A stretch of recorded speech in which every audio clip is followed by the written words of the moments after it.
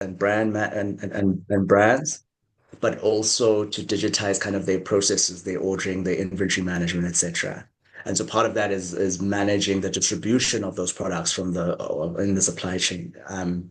So we did the investment, and then maybe about 6 months, I then went to Senegal for a conference. And obviously, when we're in the conferences, and that we try to leverage the conferences to go and visit all of the portfolio companies. So I went to this company, and then they took us around to some of the merchants that they go to, show us some of the distribution assets that they manage for kind of distribution companies, etc.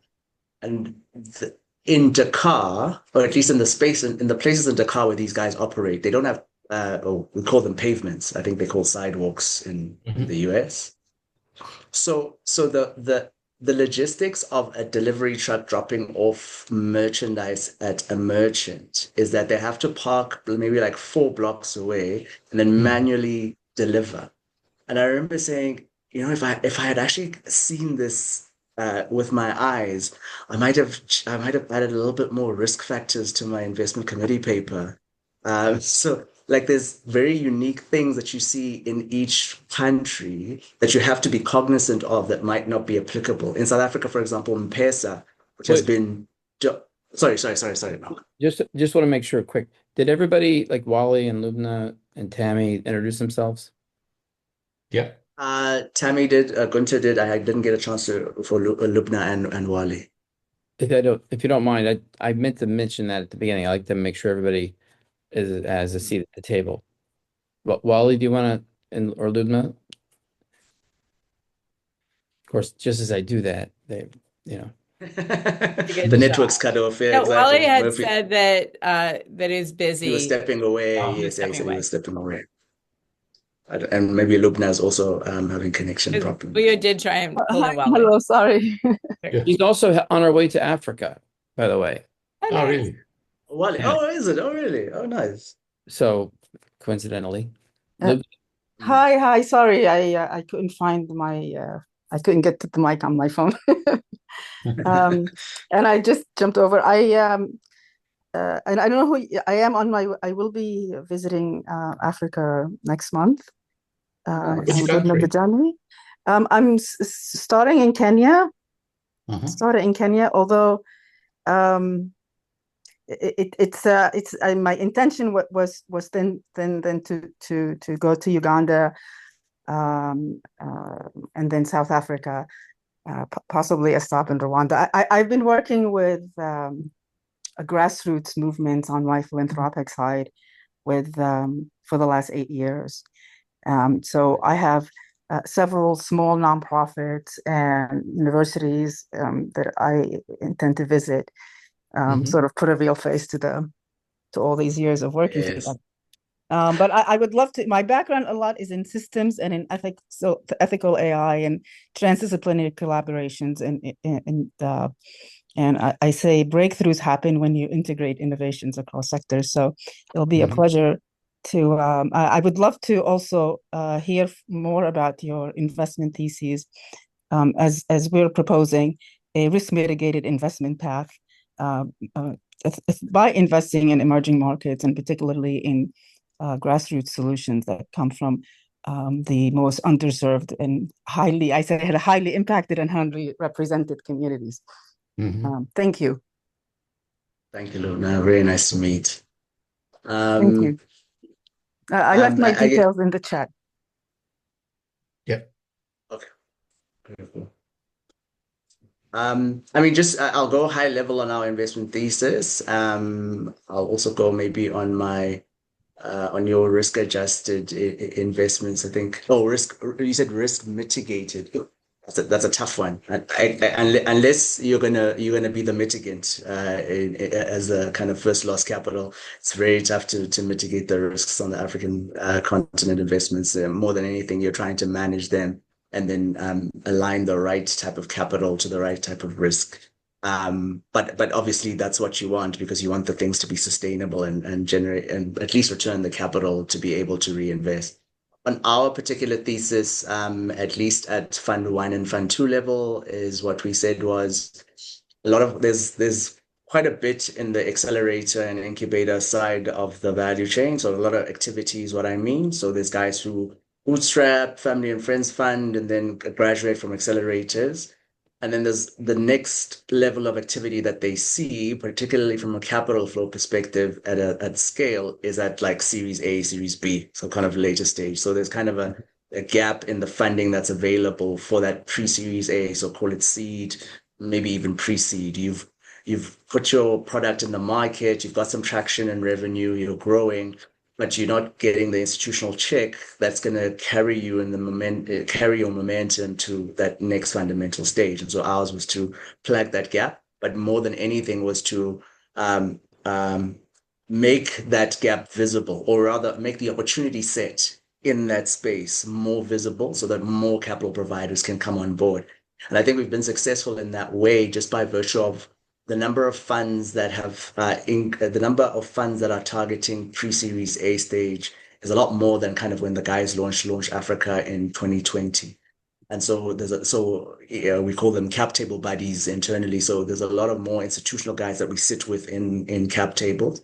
And in some instances, what you find is that we catalyze, if I can put it that way, investment by other guys. So, for example, there's a company called Waspito, which is a health tech in Cameroon. We were the first institutional check that they got. I want to say we were the first kind of official big institutional check in that stage in Cameroon. But in Fund One, we were averaging around $250,000 in a check size. Our 250K activated another 800,000, well, I think it was about 800,000 US dollars from other institutional investors who then came into Waspito. And then all of a sudden, kind of the landscape in Cameroon in terms of accessibility to institutional investors, in terms of maybe things that institutional investors thought were too high hurdles, like market size or opportunity set, etc.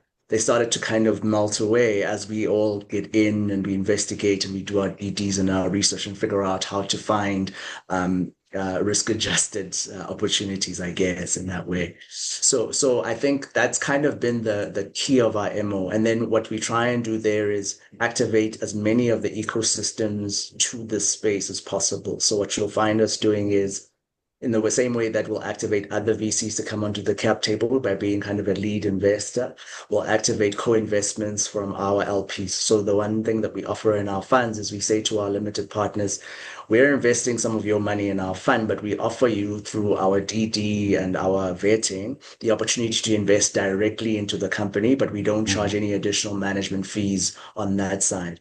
So the numbers that we quote in Fund One, for example, is that while we invested 31 million US dollars into the companies in Fund One, and there was another 14 million US dollars that came from our investors. So kind of the capital formation around Launch Africa, at least at a fund and LP's perspective, was in that kind of, my math's going to escape me, but just shy of 50 million US dollars kind of story, right?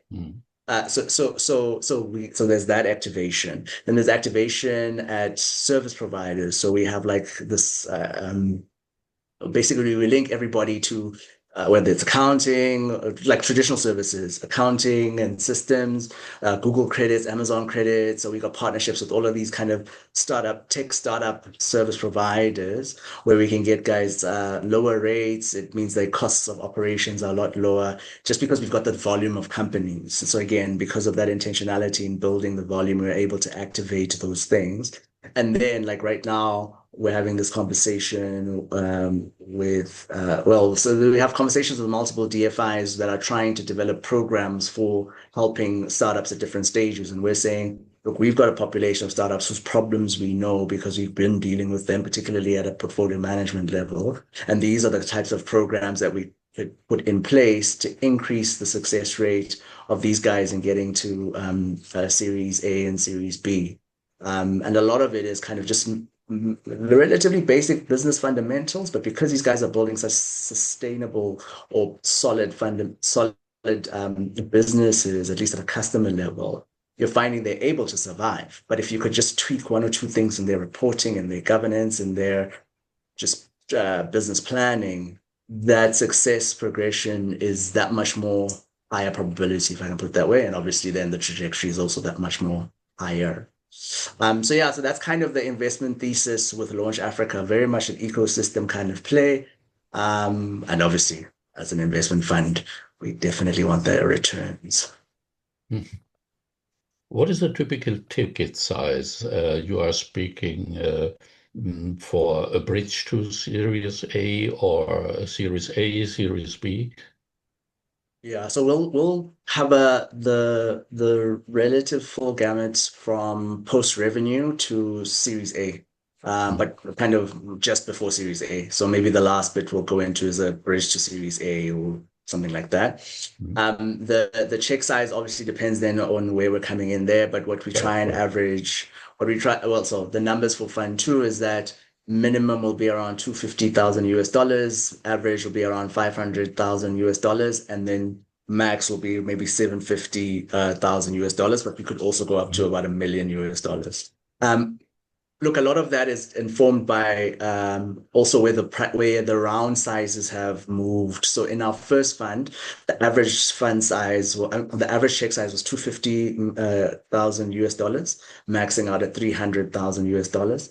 But we found that round sizes have grown, and so if we want to place at least a meaningful part in a round, then our check size have had to increase. So we'll probably land around 500,000 US dollars because we're still dealing in that pre-Series A stage where max you're probably looking at $1.5 million around 2 million maybe. And then look, we have ambitions to kind of build out Launch Africa as a platform that goes into later stage stuff. So you'll see us maybe in a third fund playing in Series A. So now you're talking about $1 million plus check sizes. And then we'll also try and go to upstream to the accelerators and the incubator side. And that's a lot more smaller, maybe 50,000, 100,000, etc. I'm asking because I'm mainly focusing on raising sizes of beginning with 2 million. And so maybe in some cases you could be a lead investor with 500,000 in a 2 million round, but maybe not in a 10 million round, where I'm also speaking with investors. I have a suggestion, guys. Yeah. The GCC just mentioned Africa and the relationships with Africa. I was thinking I could merge you in. There are about 16 people there. Okay. Yeah, but very good. Does that work? Okay, hold on. Let's see if I can. I have to make myself. I have to do it from. All right. In the meantime, while Mark is figuring that out, It'll take a while. Gunter and you both, have you talked to think about putting together I don't know, a risk mitigation fund that's like an early stage launch with recoverable grants. So anyone who puts the blended grant in, when there's an exit, that money comes back, and go pitch it to like Cordis Foundation. Ron Cordis invests heavily in Africa.